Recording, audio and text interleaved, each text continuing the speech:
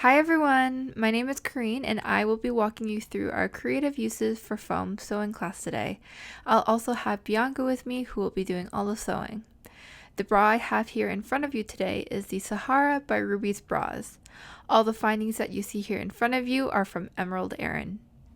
Today, we will be focusing on teaching you a few nifty tricks on how to incorporate foam into your own creations.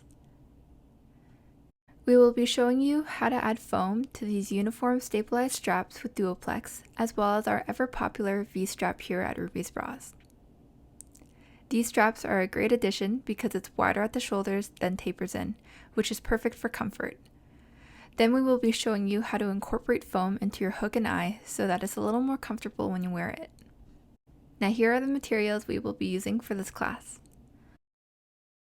So to the left is just a little backband sample that we created to demonstrate how to use the foam for the hook and eye. Then we have these two pieces of Duoplex for the V-strap, as well as the accompanying foam, and one piece of Duoplex for the uniform strap with its foam as well. For the tools, we have a pair of scissors, a seam ripper, because we all make mistakes sometimes, a little pair of snips, and a loop turner. If you do not have a loop turner on hand, a safety pin will work just as well, and it will help turn our straps inside out later on. The machine you see here is the Brother CS6000i computer. Now let's get started at sewing those straps. Let's start with the V-strap. We'll be sewing down 1/4 of an inch from the edge of each side. The stitch length we'll be using is a 2.5 straight stitch. Don't forget to back stitch.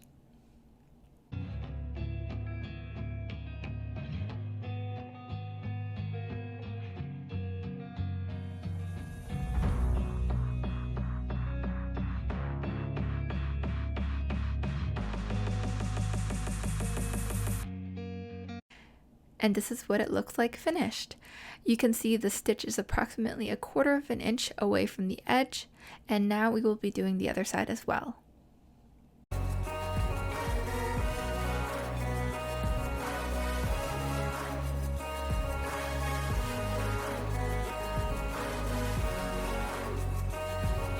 Here's what the strap looks like, complete with stitching on both sides. Before we insert the foam, let's sew the uniform strap as well. This is technically cut on fold, so we'll be folding the fabric over and stitching at 1/4 of an inch from the edge, just like the V-strap.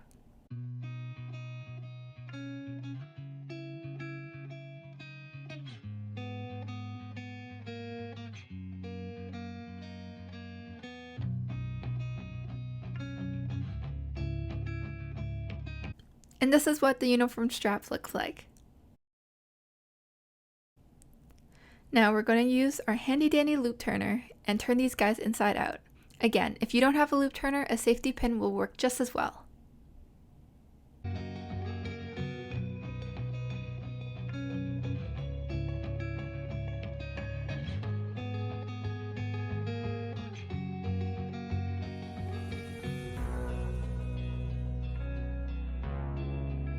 And there you have it. Now, we will be inserting the foam into each strap. Similar to how we turn the straps right side out, we're going to use our loop turner or safety pin to pull it through.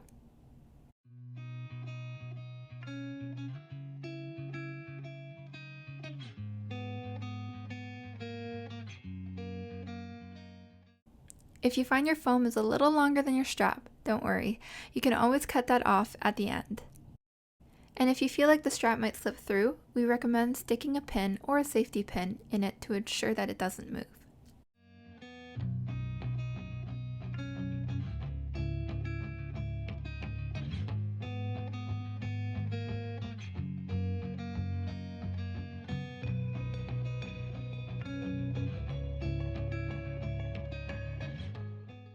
If the foam begins to buckle, this is an indication that the foam might be a little too wide.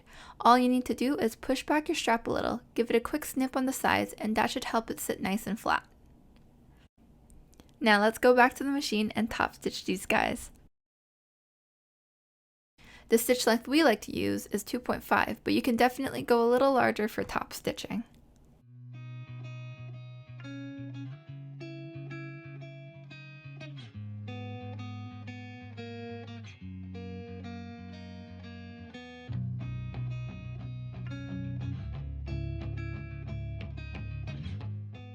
and this is one side complete. Now on to the other side.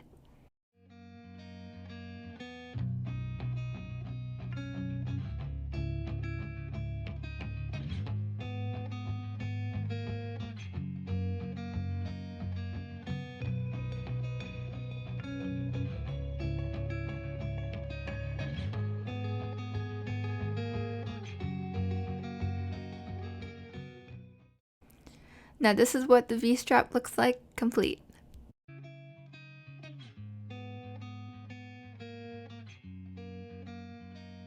Just like the V-strap, we will stitch about 1/8 of an inch from the edge. Note that we prefer to keep the seam on the center back of the strap just to give the top a clean finish.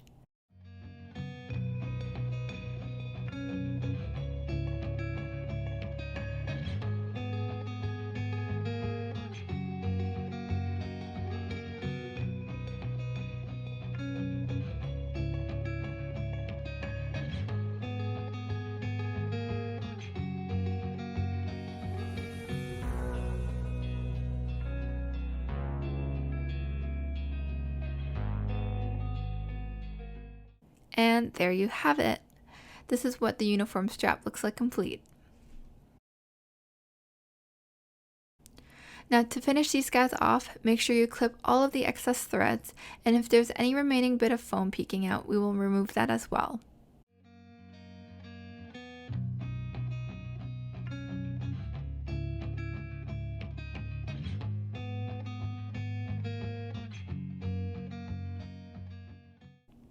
And here is what the bra straps look like complete. You can either attach them directly to the bra, or you can add a ring to either side. There is no front or back to these straps. The finished V-strap will be approximately 1¼ inch when finished at the widest part of the shoulder, and the bottom is approximately 1/2 inch to 5/8 of an inch wide so it can fit the ring. The uniform strap is approximately 3¼ inch wide. With the pattern you guys have to cut these guys out, you can certainly modify them to make the straps wider or smaller by decreasing or increasing the measurements. For example, adding 1/2 inch to the uniform strap will make it about 1 inch wide, and decreasing the V-strap by 1/4 inch will only make it 1 inch wide at the shoulder.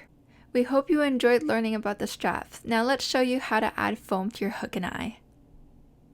So here, we sewed the strap elastic as we normally would to the back band. And as you can see, there's a little tail sticking out. Simply snip that off as it's unnecessary when sewing onto the edge. Now when sewn, it will fit nice and snugly into the hook and eye. As for the piece of foam here, you can see how on one edge it's not perfect, while the other side is fairly straight. The straight edge is what you're going to want to use for your hook and eye, and you will want to have the foam slightly bigger, because sometimes the hook and eye will wiggle around as you're sewing, and this will allow it some breathing room. Stretch does not really matter when putting on your hook and eye. We will be doing the zigzag stitch on this edge, and this will clean finish it. Our stitch height will be at a 4, and our stitch length will be at a 1. You want these zigzags to look tight, so it has a nicer finished look to it.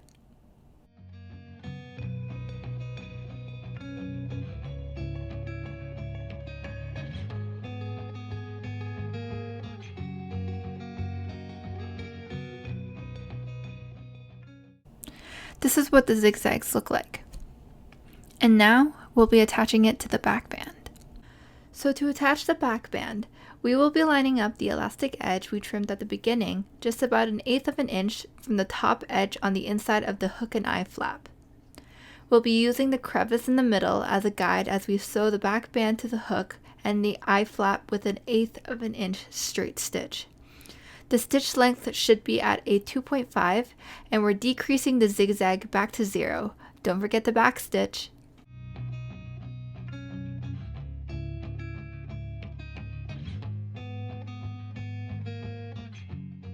As you can see, the hook and eye is now attached to the back band, and it is hidden from the top.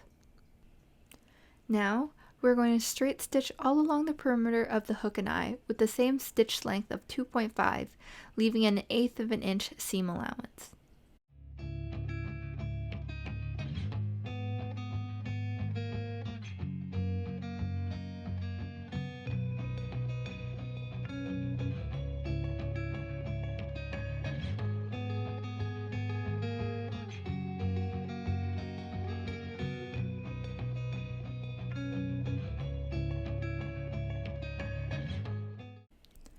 This is what it looks like straight stitched around the perimeter.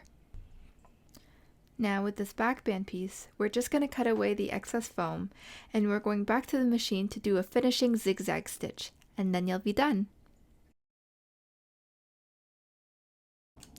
For this zigzag stitch in particular, we will be doing a zigzag width at 4.5 and the length just below 1.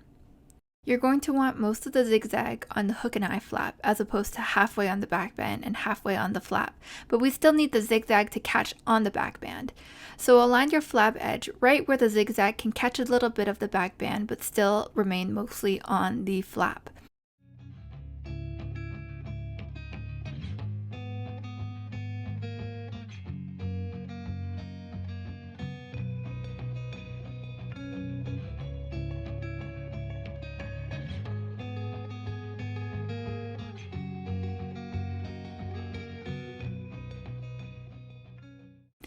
Here you can see how it hits the edge ever so slightly, making it a nice perfect finish.